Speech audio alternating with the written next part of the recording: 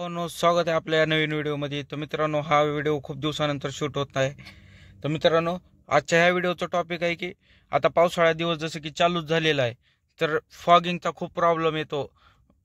Front windshield, side विंडशील्डवर fog जमा होतं, ते रिमूव्ह कसं करायचं तर काही लोकांना प्रॅक्टिकल करून दाखवतो।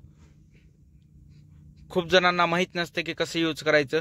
जसं की सर्वांनाच माहीत आहे, AC ऑन करायचं, विंडशील्डवर सिलेक्ट करायचं, तिथून एअर पास होते, फॉग जातो, तरी पण फॉग पूर्णपणे रिमूव्ह होत नाही, त्याच्यावर राहतो, तरी पण विजिबिलिटीमध्ये प्रॉब्लेम येतो। तर ते क्लिअर पूर्ण फॉग तुमच्या काचावर थांबणार नाही। ते 2 टिप्स देणार आहे मित्रांनो। व्हिडिओ शेवटपर्यंत बघा। व्हिडिओ आवडला तर लाईक, शेअर, सबस्क्राईब करायला विसरू नका। तर सुरू करूया व्हिडिओला। मॅन्युअल क्लायमेट कंट्रोल आहे हा ACचा। जर काही गाड्यामध्ये ऑटोमॅटिक क्लायमेट कंट्रोल येतो AC साठी, तर मित्रांनो त्याच्यामध्ये फक्त फ्रंटवर क्लिक केले की ऑटोमॅटिक एअर सर्क्युलेशनचं बटन ऑफ होतं मित्रांनो, ऑटोमॅटिक ॲडजस्ट करून घेते ते। पण मॅन्युअल गाडीमध्ये, मॅन्युअल क्लायमेट कंट्रोलमध्ये आपल्याला मॅन्युअली सिलेक्ट करावं लागतं ऑप्शन, तर तेच सांगणार आहे।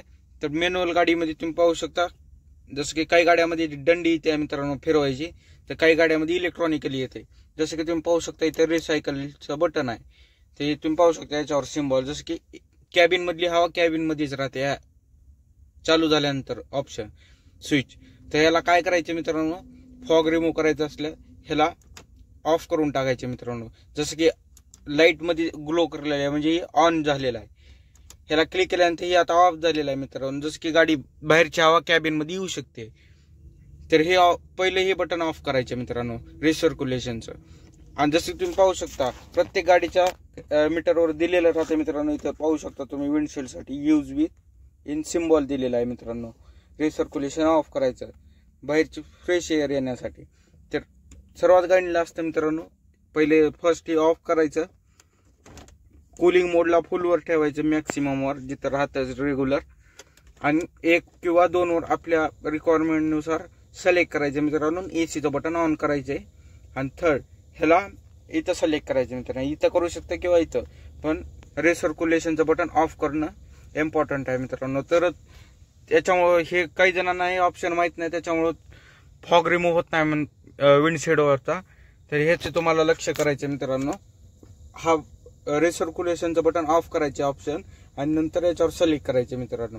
1 किंवा 2 वर आपल्या रिक्वायरमेंटनुसार तुम्ही वापरू शकता, 1, 2 फॅन स्पीड, ब्लोअरची स्पीड। जसं की सगळ्याला माहित आहे AC गाडीमध्ये, काही जणाला माहित नाही त्यांना सांगतो, AC कॅबिन फिल्टर म्हणतात मित्रांनो, जे की ग्लब बॉक्सच्या पाठीमागे असते। ते तुम्हाला मी ओपन करून दाखवतो एकदा जातो। आल्यानंतर मित्रांनो काय करायचं, ग्लब बॉक्स ओपन करायचंय। जसं की मारुतीची गाडी आहे मित्रांनो, स्विफ्ट डिझायर VDI मॉडेल कुठलं पण असू द्या, सर्वांना कॅबिन फिल्टर इथंच येतं मित्रांनो, मारुती असो टाटा असो। तर तुम्हाला काय करायचं, इथं लॉक राहते मित्रांनो, ह्याला साईडला ढकलायचं असं बाहेर ओढायचंय। ओढल्यानंतर हे बाहेर निघाल्यानंतर त्याला आदर वर करून हे आपल्याला बाहेर काढून मी बाहेर काढून घेतलेलं आहे, त्याला साईडला ठेवून द्यायचंय। ठेवल्यानंतर जसं की तुम्ही पाहू शकता ही पट्टी हे आल्यानंतर तुम्हाला काय करायचंय, तुम्ही पाहू शकता इथं फिल्टर, ह्या फिल्टरला बाहेर घ्यायचं, आणि जसं काढले तसंच मध्ये इन्सर्ट करायचे मित्रांनो। जसं की तुम्ही पाहू शकता इथं कोड वगैरे, हे ॲरो जे दिसत आहे मित्रांनो, ॲरोचं तोंड वर पाहिजे। आणि जसं की तुम्ही पाहू शकता हा आहे कॅबिन फिल्टर, त्याच्यामध्ये डस्ट पार्टिकल तुम्ही पाहू शकता। जर 8-15 दिवसाला, महिन्यातून एकदा याला क्लीन करायचे मित्रांनो। दुसऱ्या किंवा तिसऱ्या सर्व्हिसला आपल्याला रिप्लेस करून टाकायचे। ह्याच्यातली डस्ट कशी काढायची सांगतो मित्रांनो, आज घ्यायचंय असं तुम्ही काढू शकता, तुम्ही पाहू शकता। तसं तुम्ही पाहू शकता मित्रांनो, हे ॲरो पाहून जसं तसं मध्ये इन्सर्ट करून टाकायचे मित्रांनो। जसं की तुम्ही पाहू शकता ही फ्लॅप ब्लोअरची मोटर आहे मित्रांनो, इथं तुम्ही पाहू शकता, याला अशा प्रकारे लावून टाकायचे परत। हा बसलेला आहे मित्रांनो, हा त्याचा कॅप, आणि लॉकचे सिम्बॉल बघून तुम्ही लावू शकता। जसं की तुम्ही पाहू शकता मित्रांनो, आधी राईट साईडने इन्सर्ट करायचे मित्रांनो फिल्टर कॅपला। इथं लॉक आहे मित्रांनो, साईडला तुम्ही पाहू शकता लॉक आहे इथं मित्रांनो। अशा प्रकारे लॉक झालेलं आहे मित्रांनो। ते ग्लब बॉक्स कसं इन्स्टॉल करायचं ते पण सांगतो। हे जे तुम्हाला आरो दिसत आहेत दोन मित्रांनो, ह्याला या काचेमध्ये इन्सर्ट करायचे असं प्रकारे. आणि तुम्ही पाहू शकता इकडे एक लॉक आहे, इकडे एक लॉक आहे. तर याला काय करायचं आहे, प्रेस करायचं मित्रांनो. प्रेस केल्यानंतर दोन्ही पण लॉक ऑटोमॅटिक लागून जातील. लागल्यानंतर तुम्ही पाहू शकता अशा प्रकारे फिल्टर, कॅबिन फिल्टर साफ करू शकता. आता कूलिंग तुम्हाला नंबर 1 भेटेल.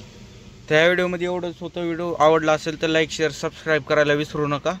आणि हा व्हिडिओ खूप दिवसानंतर शूट झाला आहे, सध्या प्रॉब्लेम चालू आहे, त्यामुळं आता रेग्युलर तुम्हाला व्हिडिओ बघायला भेटतील मित्रांनो. तर थँक्यू सो मच.